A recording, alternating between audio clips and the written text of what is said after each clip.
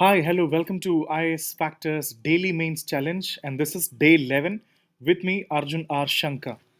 Today, we'll actually discuss a question from economics, which is a current affair relevant question and also a bit tougher question if you do not know the question. But there are various news dimensions why this news is coming in the current affairs section. There are a lot of discussions and chatter going on about this topic. So let's do subscribe to our channel IS Factor and follow us on Telegram. And let's keep the timer. And I'm sure if you put the 20-minute timer, this is not a topic that you should finish in 20 minutes.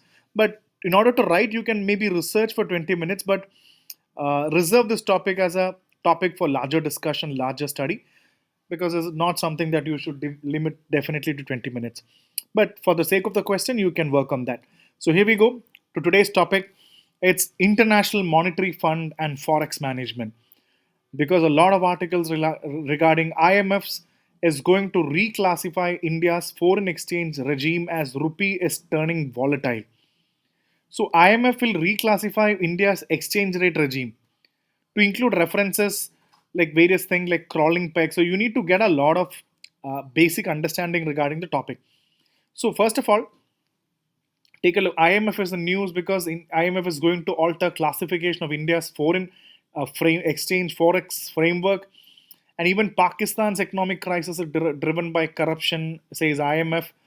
IMF report exposes Pakistan's corrosive corruption at Pakistan's highest level. So all these current affair articles bring IMF into the news, and with very specific reference, you have India's forest framework also. So what exactly is this forex framework? So in order to understand all this, first of all, basically you need to know what is the IMF, because not only from the current affair perspective, it's very important that you know the basics of IMF and what is IMF comprising of, because that can be very useful for the prelims exam too. So first dimension, look at what is IMF and what is the concept of Bretton Woods institutions 1944. Why was this created? What was the purpose of its creation is the second important aspect that you should be learning about. So what is the IMF? What exactly is it doing? Why was it created is very important.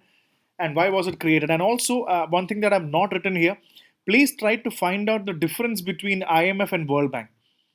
What exactly is the difference between IMF and World Bank in terms of the functions and in terms of the lending or in terms of the creation? What do you think is the basic difference between that? Find it out.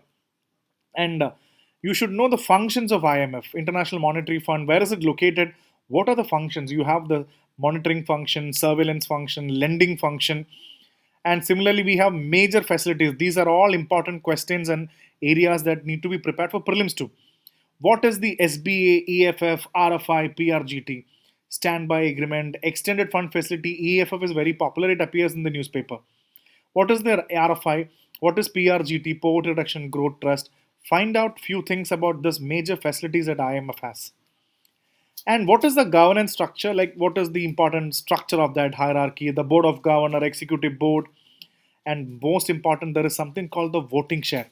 In IMF, you have a quota-based voting share, which is reflecting a kind of an economic weight of countries. So, what exactly is the quota-based system? And what is India's quota? All these are important areas, and that's why I said it's not limited to 20 minutes, but maybe try finding it out in 20 minutes, but reserve certain topics to be researched on a further basis. And next is how do you think IMF is classifying countries together? Because it has got its own criteria to classify countries. So how do you think IMF is classifying the countries? And the most important thing, coming to the forex market, the foreign exchange. What is India's current exchange rate regime? If you do not know this area, then it's fine. But this is the article. You should know the exchange rate regime. India say we have the floating but managed exchange rate. So all countries have got their own exchange rate. So imagine the free float means currency moves accordingly, according to the market demand. Managed float is when the currency move, but the central bank like RBI is always interfering sometimes. And you have a stabilized arrangement where currency kept within a stable band. It's like flying a kite. You make the kite fly according to the whims of the air and the wind, But suddenly, if there is too much wind, you immediately keep the string and you control the kite. That is when RBI comes in. You keep it within a limit, and there is fixed peg, like your currency is tied up to another currency like US dollars, etc. So this is the basics of the exchange rate. Every country has got its own system. India say we have this floating but managed. India obviously has the market control thing, but central bank definitely interferes. So why do you think IMF wants India to change the classification of what presently we have? That needs to be studied. So why IMF wants to change India's classification is something that we have to research, and it believes that we need to have a stabilized arrangement or floating with stabilization bias. So why do you think this is the new thing for India? So this is something that we have to discuss, and I'll already discussed the free float, fixed peg, etc. So this is it, and you need a strong change in that. Let me also give you an important thing. If you do not understand, if you're not confident about this foreign exchange market, then it's fine. You can research on it and find out. Just understand that your the whole world is an ocean. The whole currency market is an ocean, and you have your boat. Imagine that India has its own boat. Imagine India, the boat is floating in the ocean. When the ocean is rough, the boat has to be controlled. That's what RBI does.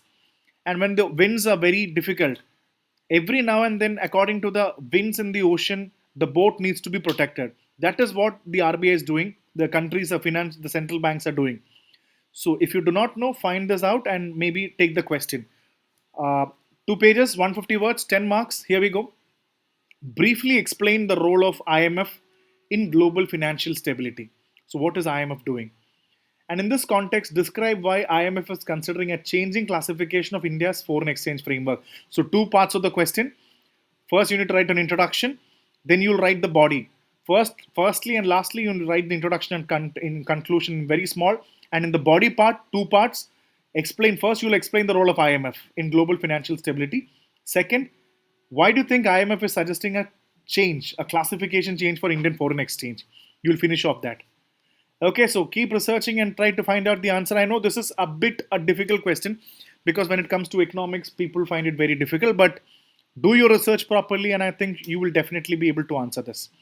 So do subscribe to our channel IS Factor and see you tomorrow with next topic. Thank you.